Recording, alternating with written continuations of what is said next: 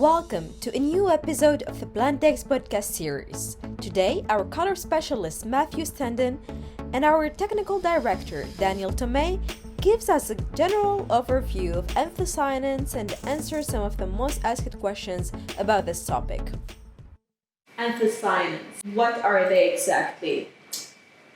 So anthocyanins is like an umbrella term for a much larger group of pigments that are primarily found in purple and black fruits and vegetables. Okay, so just for these colors, yellow color cannot be in it. Okay. No, anthocyanins are literally pigments extracted, typically red pigments extracted from black and red, purple fruits and vegetables. Okay. Anthocyanin is the umbrella term. So underneath, there are lots of different types of anthocyanin under that umbrella term. We don't really go into much detail on those, but you can do. And each one of those different types of anthocyanin has different shade.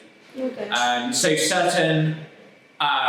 certain crude raw materials, like sweet potato, has a different selection of anthocyanins than radish does, for example, which is why you see a different colour between radish and sweet potato. There is a different balance, different ratio of anthocyanins.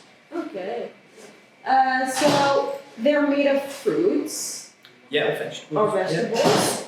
Yeah. But do they go into a different process than the other colors? No.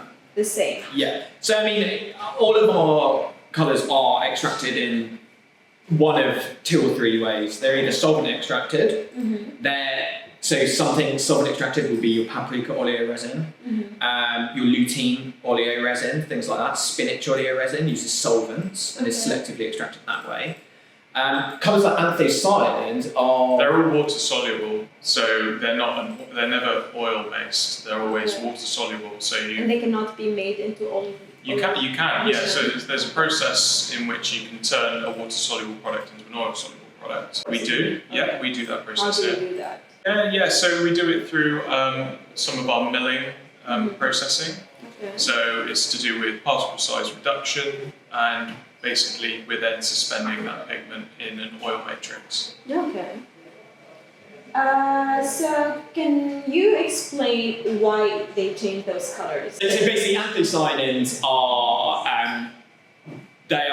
They were used as pH indicators. So depending on the specific pH that colour is put into, the anthocyanin will have a different shade. Yeah. So we know that when we use anthocyanins or anthocyanin-derived colours in acidic products, they tend to range from pink to red shades. As you change the pH, the shade of those anthocyanins will also change. So as you move more towards the neutral pH, you go into like purple, and then as you go alkaline, you can move an anthocyanin to like the blue-green kind of range. So it's worth noting as well that anthocyanins are only stable in low pH applications. Only stable low pH applications. If they're brought into a higher pH, neutral or higher, the stability decreases and they tend to either precipitate or just completely fade out over time. Back to your original question, you get anthocyanins by basically squeezing the juices out of the said fruit or vegetables. So you squeeze all of the juice out, and then you concentrate the juice down through evaporation. You can a number of different ways to concentrate it, and then we can spray dry it into a powder. So generally that's what allows these things to be clean label as well. So are they heat or light stable? Anthocyanins? Both. They're heat and light stable? Yes. Yeah, they exhibit good stability. Yeah. And for which applications are they mostly used? In acidic beverages, like sports drinks and things like that. Confectionery as well. Essentially, you're going low pH. Yeah. Okay. If you're looking for a pink or a red shade or anything in between there, and your application is acidic, you would be looking at an anthocyanin for sure. Thank you for listening. We hope you enjoyed it and learned something new.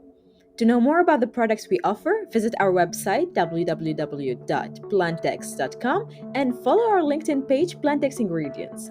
All of these links and more will be in the description of this episode. See you in the next one. Bye bye.